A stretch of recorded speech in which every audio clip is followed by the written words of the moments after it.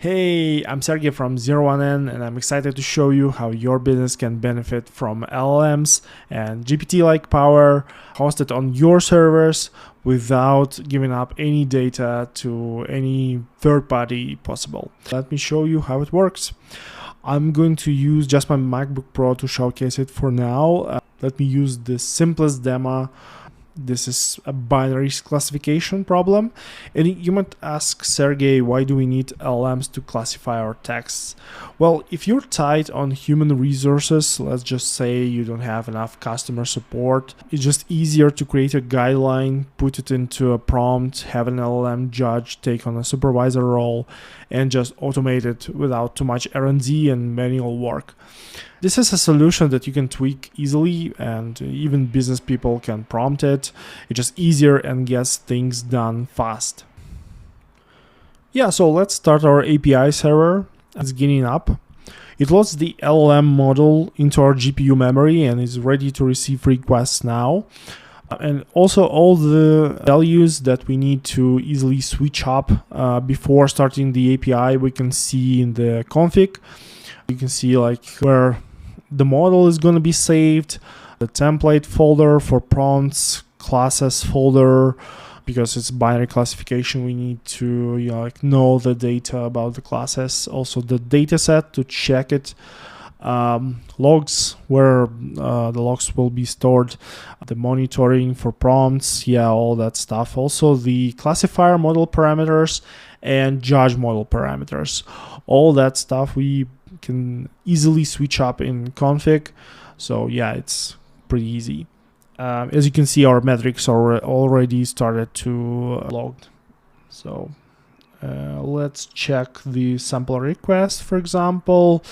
This is the test for a customer support agent that classifies if the request is actually valid for us or not, because sometimes you receive sales emails or anything like that, and we need to see if the request is actually valid from the customer or not. So classifier score 1, judge decision correct. Next request is going to be way faster, as we can see. So and beyond, of course. So let's check the data set that we have here, medium.csv. It's basically human labeled data set for all those problems, and we might need to check our metrics before deploying an application. So let's run eval.py. We can see the requests going on here. We also can check the JSON-L logs here. Status code 200. That's great. All that stuff. We also might need to see, the experiments are being logged as well. So I just before I ran another experiment with another model. We're going to compare those two as well, those two models. So is it finished? Yes, it's finished. Yes, of course, I used a different data set, large one. Now I used a medium one. So we also can see the metrics on Grafana, actually. So that's pretty cool. You can set up alerts for judge decisions. For example, if it tells incorrect, which right now it does not, but sometimes it says incorrect, and for example the data changed or something else, and you're getting a lot of incorrect decisions by judge. So you need to probably tweak the model, the classifier that you're using. So all the metrics are stored in Grafana. We also have the experiment right here. We can see all the data about that, data sets used, logs name, judge instructions, classifier instructions, data set, again, model parameters. Basically all the config.py is getting logged here for us to see if it's different, all the different metrics as well. we also, sometimes you like either cancel the run or something else happens, like an error, a status will not be finished, it's going to be declined, I think. So yeah, that's good. All the model metrics are here as well. We can see artifacts, we can like see what prompt was for each like row of our data set. All those prompts are going to be created via our templates, Jinja 2 templates. I'm gonna just in a second show you what that means. And we also can see how well it performed. So execution time went up actually with the Qwen 2.5. With the V4 mini it's going down, so that's good.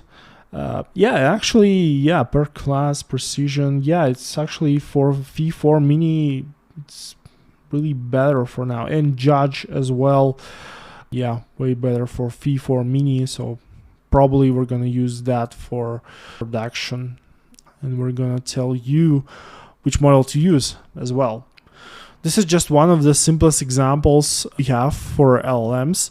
We also have boilerplates for automation, some basic requests, of course, multi-label classification, translation, content plan generation and execution, summarization, and also proofreading.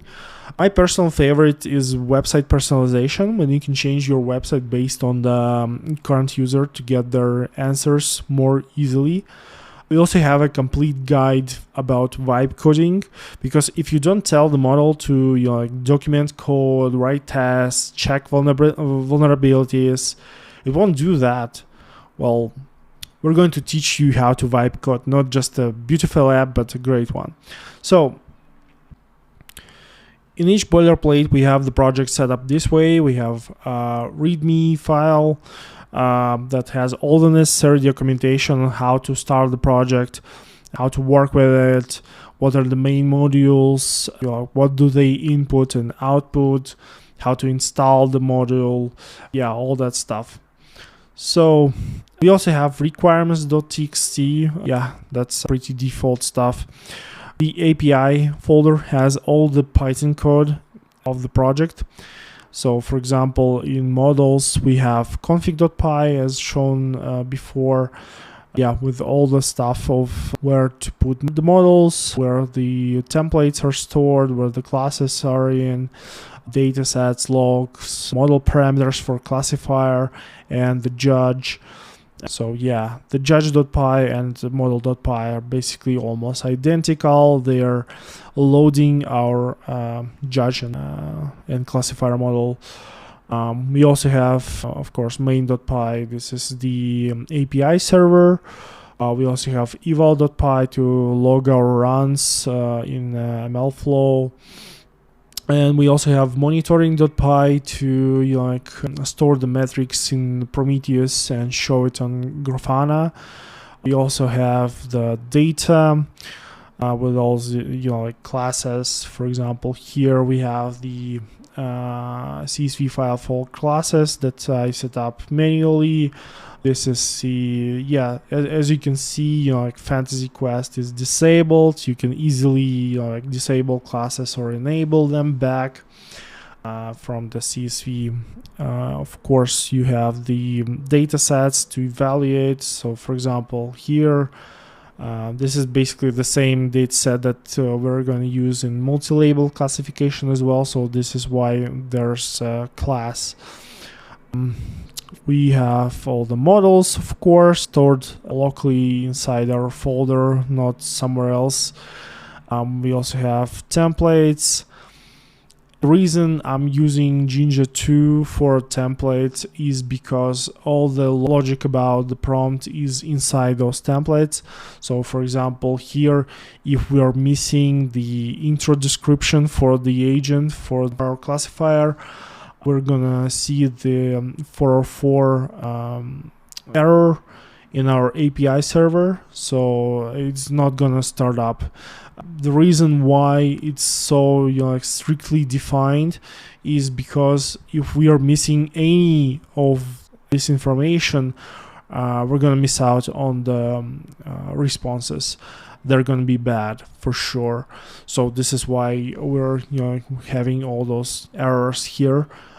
Also, here we have the positive classes and negative classes with a filter inside. So we are filtering the CSV right inside this template without the need to spin up pandas or something else.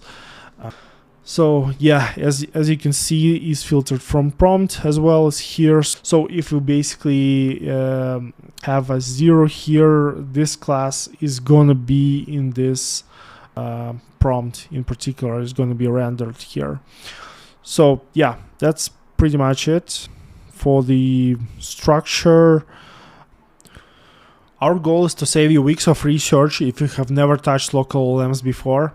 We used 3 years worth of just LLM experience to create this boilerplate. I personally started in the NLP field in 2018, and I was proudly creating automatic sales emails even before ChatGPT came around. So in our documentation, I'll teach you various prompt techniques as well, like what is the difference between 0-shot, 1-shot, and few-shot prompts. What is the chain of thought technique? What is the tree of thoughts technique?